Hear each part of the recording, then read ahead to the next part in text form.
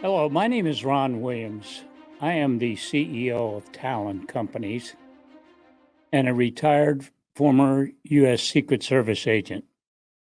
I spent 23 years in the agency covering 6 presidents and numerous foreign heads of state like Pope John Paul, Queen Elizabeth, Yitzhak Shamir of Israel, and Fidel Castro and Marcos of the Philippines. But besides that, I did 16 years in financial fraud, both counterfeit money, working undercover, and the financial fraud dealing with identity theft, credit card fraud, and numerous other types of financial fraud. Today, I want to introduce you to my companies. It's Talon Companies, and under the Talon umbrella, we have 3 companies. One is Talon Executive Services, Inc., where we provide executive protection, violence in the workplace prevention through targeted violence training, and active shooter response, event planning, corporate investigations as it regards to theft and drugs in the workplace, and background checks and substantial due diligence for investments. Our second company is Talon Cybertech, where we investigate forensic investigations and conduct security risk vulnerability assessments and emergency response plans for cyber. And our third company is Secure Strategies International, LLC, where we deal with critical infrastructure. It's a security consulting firm. And together, these 3 companies act in a seamless fashion to provide an overall security concept. Today, our program is security. Don't be a sheep, be a lion. And the topic of our discussion today is going to be targeted violence and active shooter response. Over the years, I've worked with many psychiatrists and psychologists conducting threat assessments and threat management. The best I've ever worked with, and I've worked with this gentleman for over 15 years, and we've partnered together, is Dr. Manny Tau. And Dr. Tau, would you like to introduce yourself? There you are. Hi, Ron. So, hello, everyone. My name is Manny Tau. I'm a clinical and forensic psychologist. I'm also a certified threat manager through the Association of Threat Assessment Professionals, and been specializing in threat assessments and threat management for a little over 24 years now. And along with Ron, service both the public and private sectors. On the public side of things, we consult a lot of law enforcement agencies, federal, regional, state, and local PDs, for instance, and a lot of district attorneys, do a lot of court work with expert testifying, et cetera. Also work with a lot of city of and county of municipalities, along with various K through 12 school districts and IHEs, Institute of Higher Education, community colleges, universities, et cetera. Then on the private side, work with a lot of private companies in different arenas, where there's manufacturing to telecom, and typically deal with workplace violence issues and work closely with their HR personnel and their risk management folks. Also, we service various high asset individuals and families in dealing with some of their unique needs, anything from threats to stalking to abductions to other assortment of disruptive behaviors impinging upon the family. Try to keep an even keel about all of this, because we're surrounded by so many dark, behaviors, that we have to be careful that we don't see everything as a dark behavior. So differentiating between bark versus bite is exactly what threat assessments are all about. A lot of people get scared, they're fearful, they might have a little thin skin, or they're freaked out by certain disruptive behavior, and then they become fearful, feel threatened.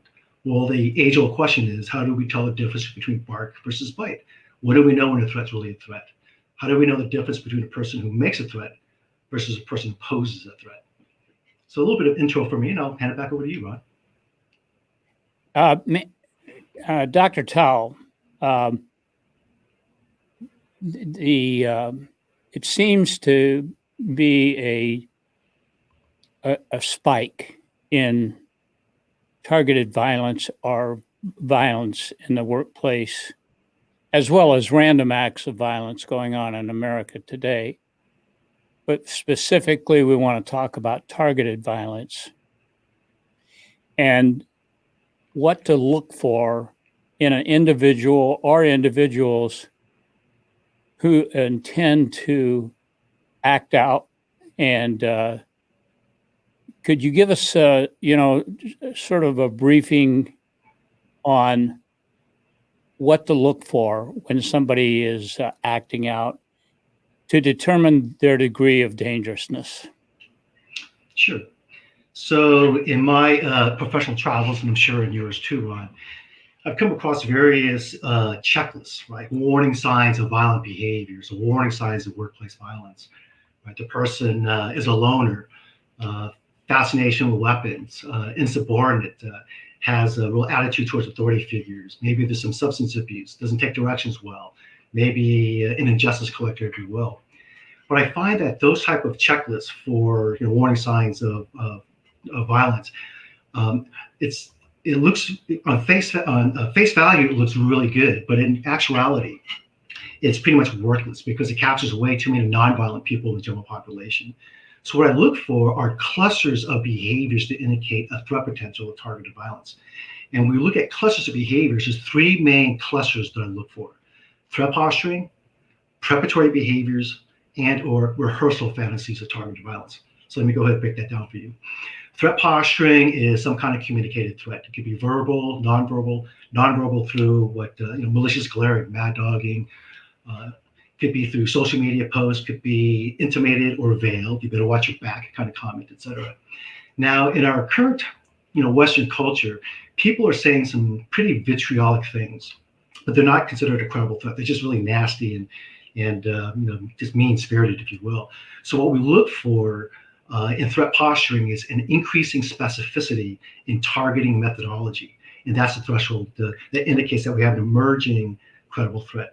For instance, if I were to make a suicidal comment, oh, I'm so bummed I could just kill myself, versus, oh, I'm so bummed I can kill myself. And by the way, I've been stockpiling all my medications, and this weekend is my anniversary date of so-and-so. This is what a great time it would be. So when there's increasing specificity in targeting methodology, that's when we start becoming more concerned about a credible threat that's emerging. The second area, the second clusters of behaviors we look for are preparatory behaviors of targeted violence.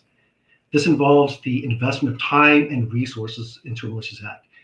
They're researching their target or the subject. They're procuring weapons. They're going on social media platforms to harvest personal information of the target so they can later exploit. Or they're probing and breaching type behaviors, surveilling type behaviors to get a sense of, again, how to take advantage of a situation or how to exploit a particular situation.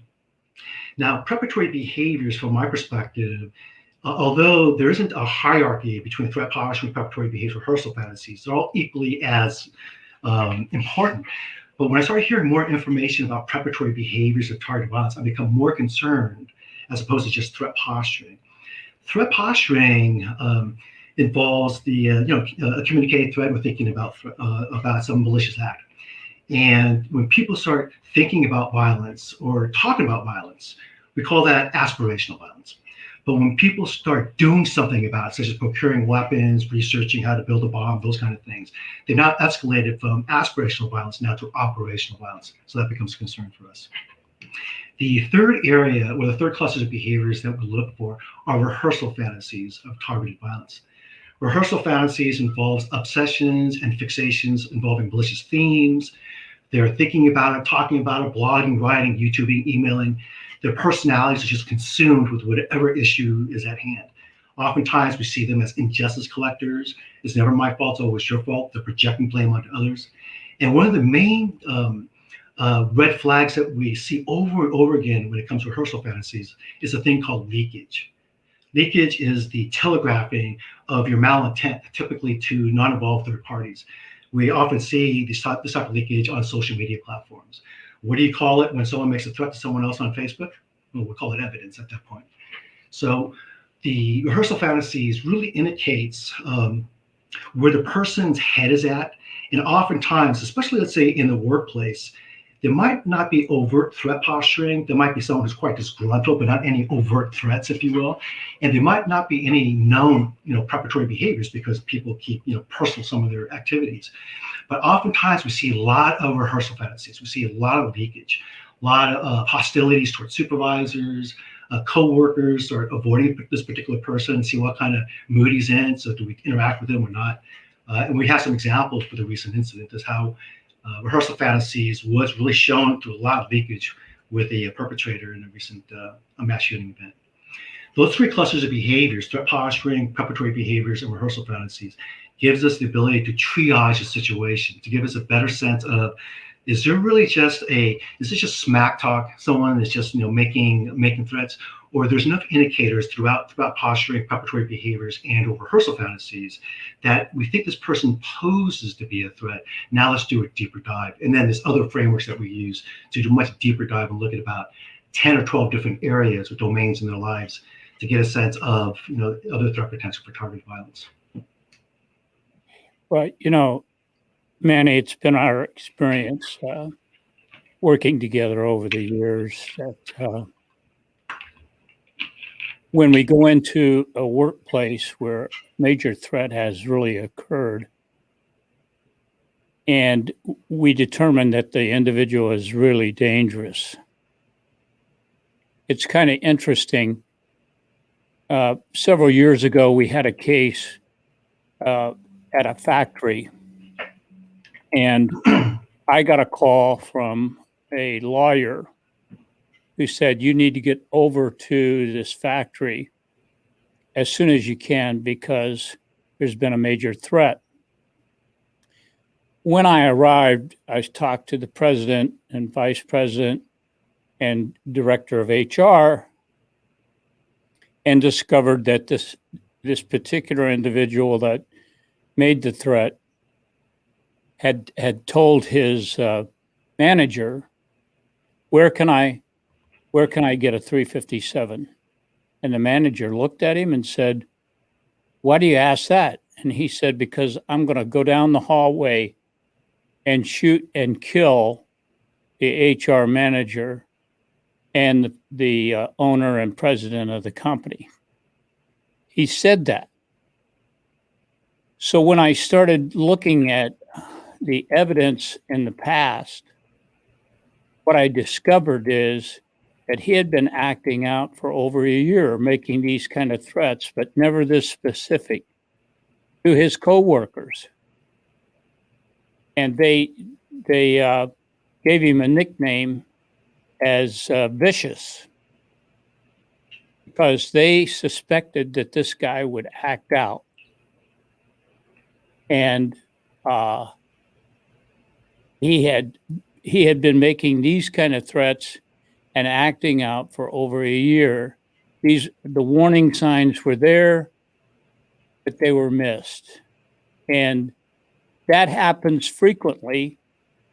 And I was just reading recently about the attack at Valley Transportation Company in San Jose, California.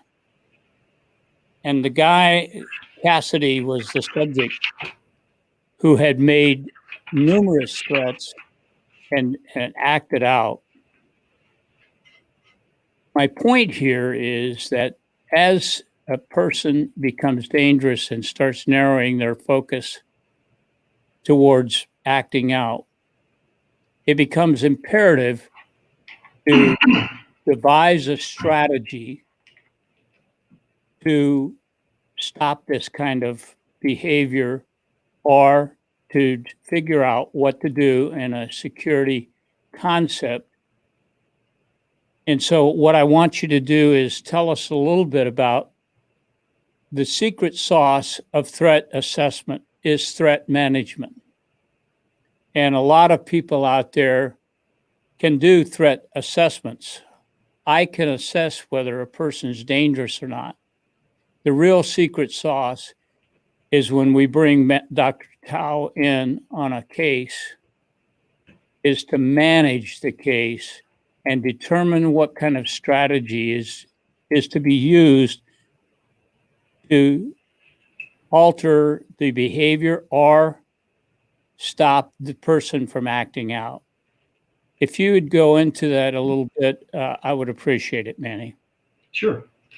So a couple of thoughts for consideration. First of all, targeted violence is not an event, it's a process. And it's important to understand that in that process, oftentimes we have lots of warning signs that emerge.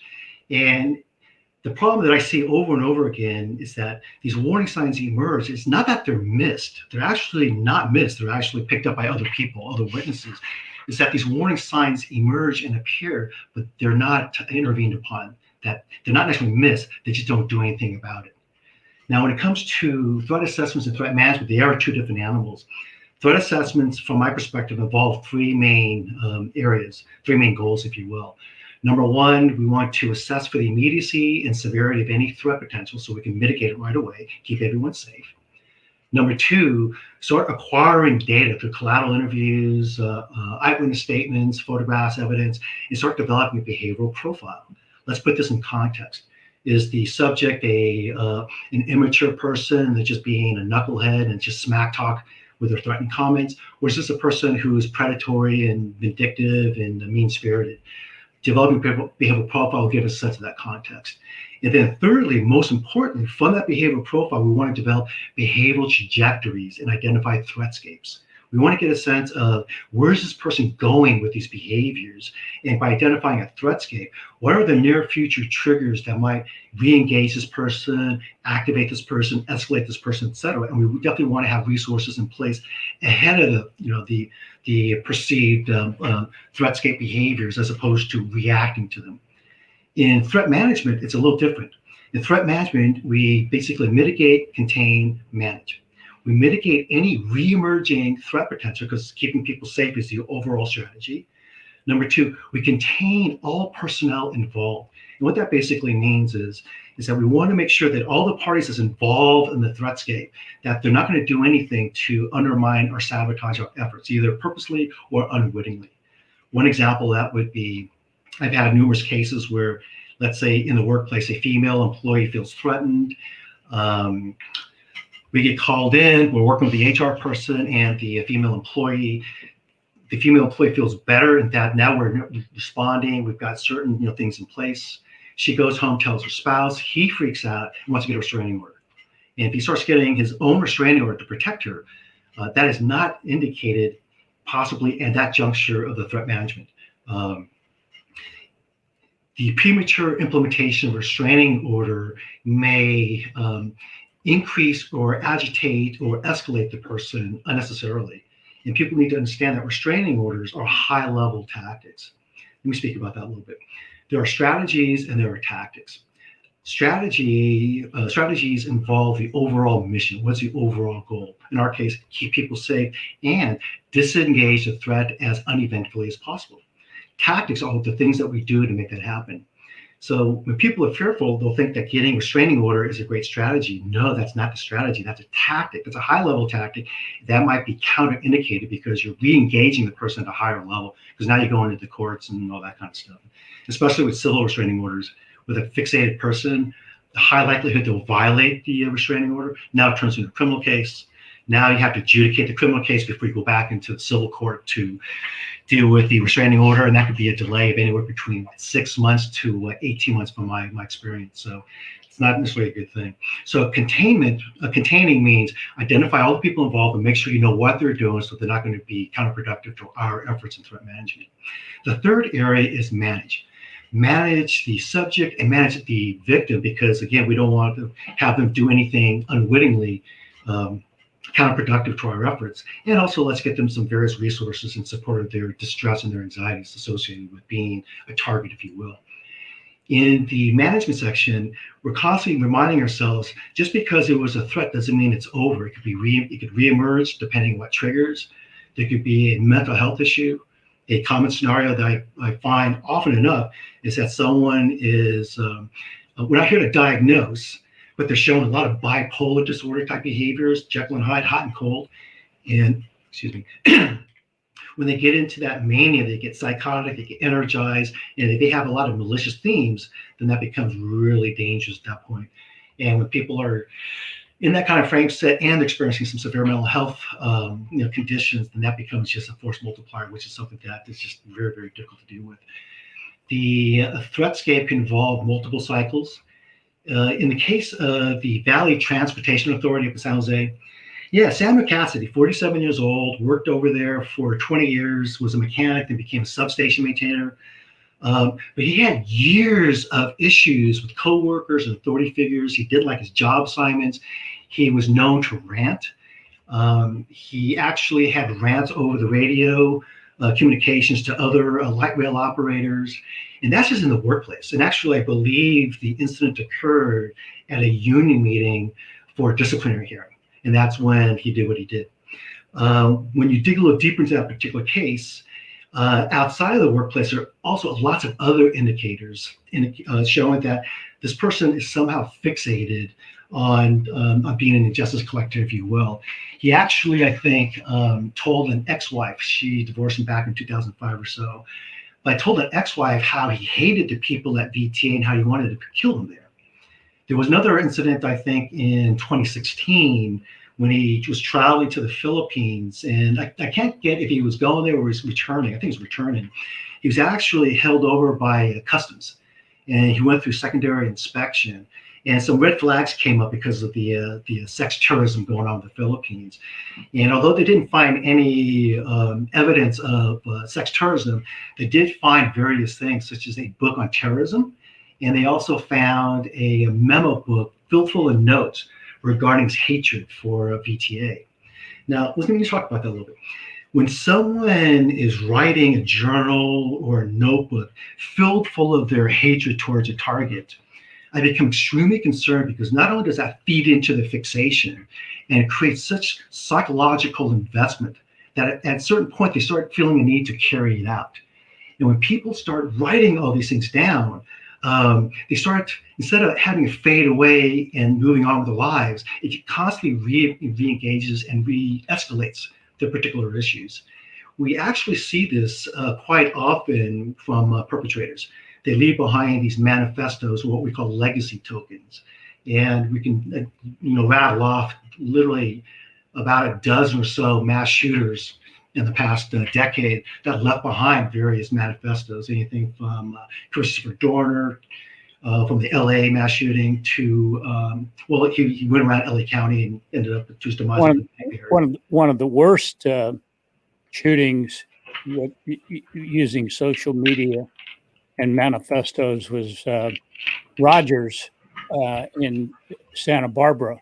Yes. When he stabbed and killed his two roommates and then went on a shooting spree, killing a couple of really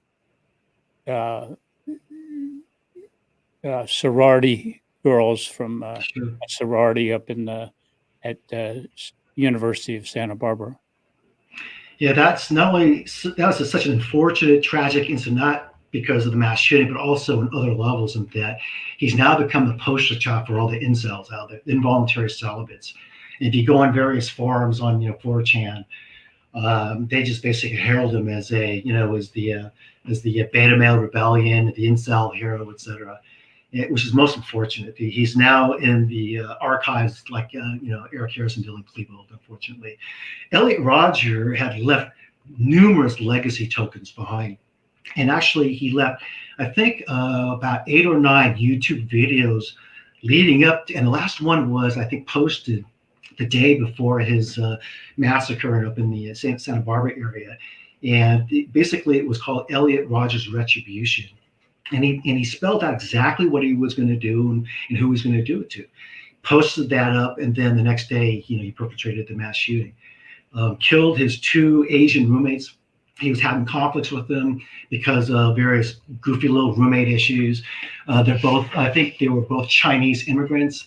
And actually, he killed a third Asian target, Asian victim in his apartment because it was a visiting Chinese immigrant to two others. So he stabbed those three, gets in his car, and then basically drives this small area, the beach community, if you will, and goes to the sorority, bangs on the door to go in and create a mass shooting, but no one answers, fortunately.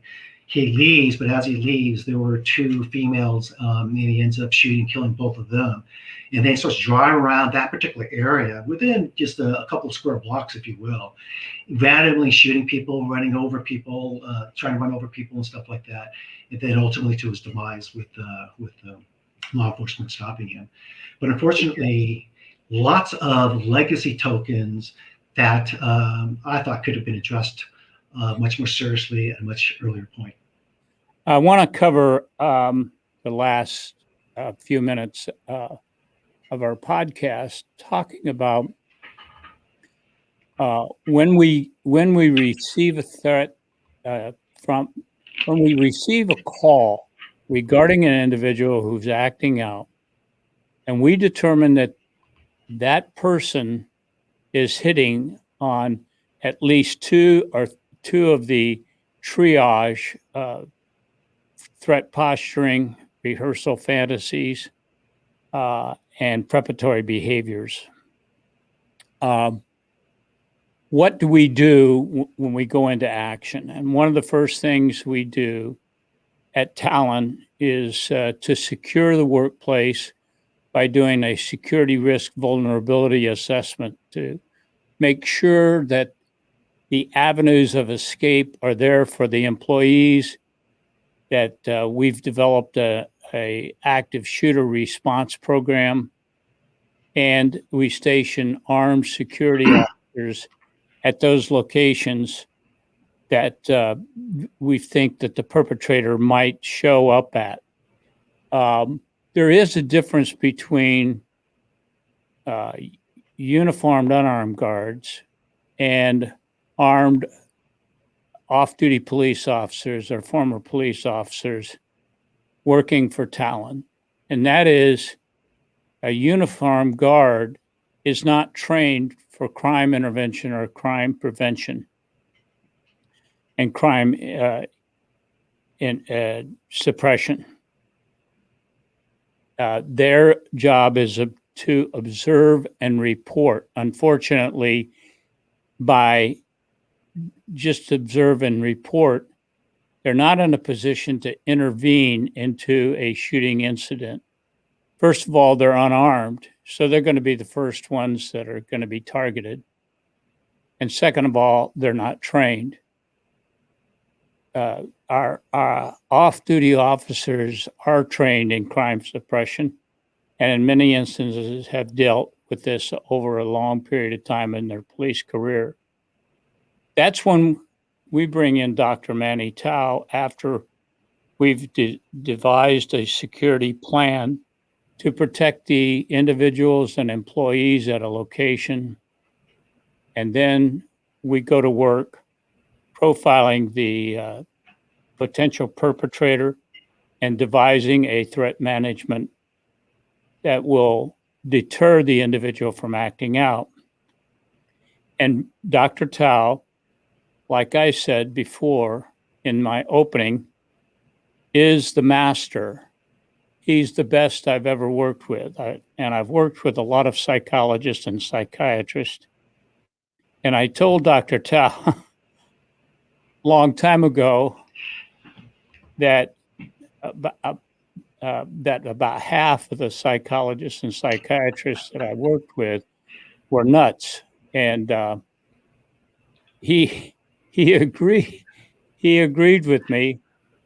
And I have a very close friend who's a psychiatrist in Oklahoma by the name of Dr. Jimmy Gilbert.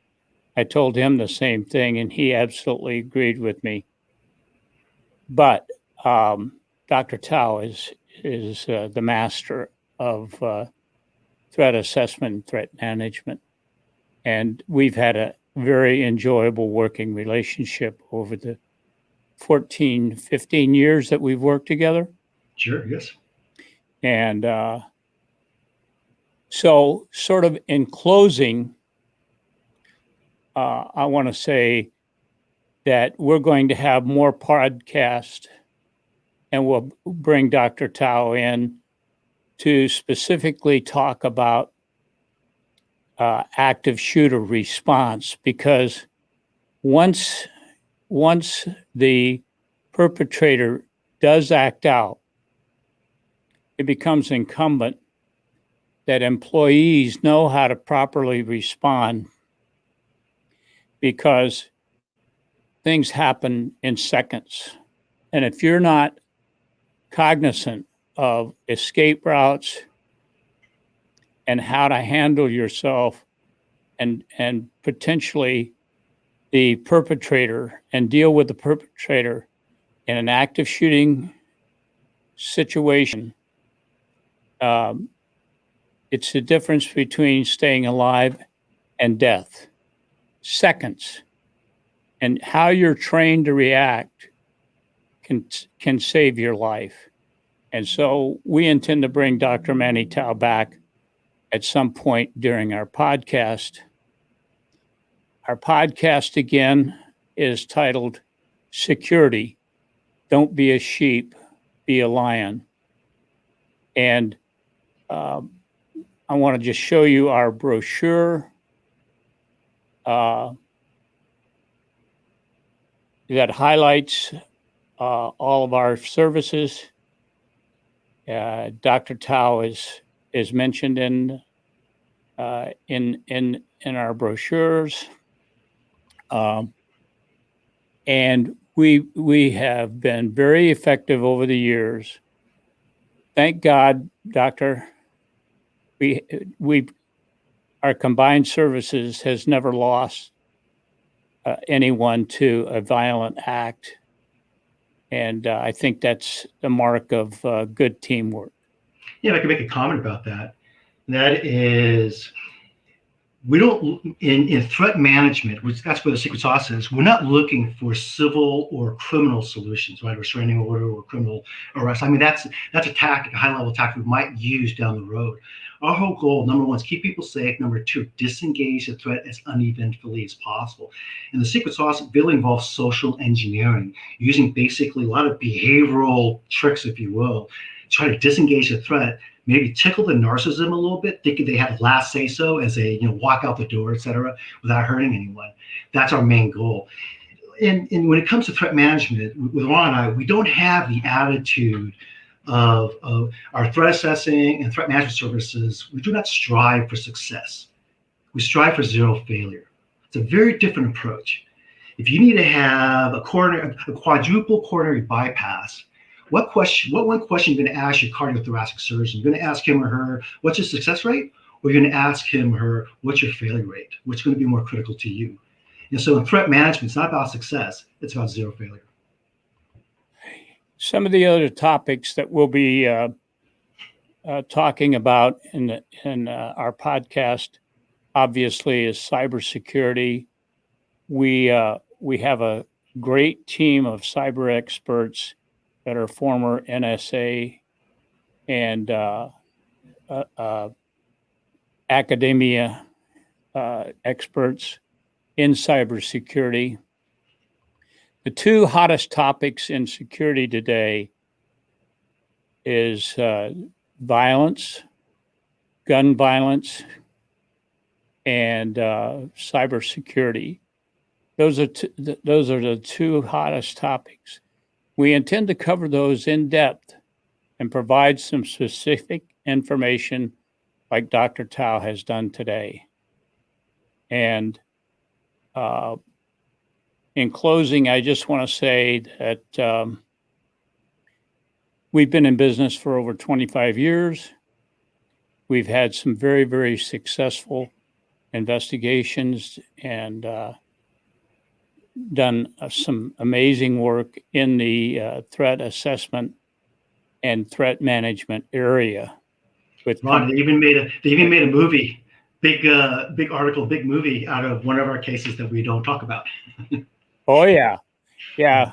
I don't know if we can talk about that case, but maybe it might be interesting for the people who are watching our podcast to go into that because it's a very, very intense case where a perpetrator was engaged in stalking Arson.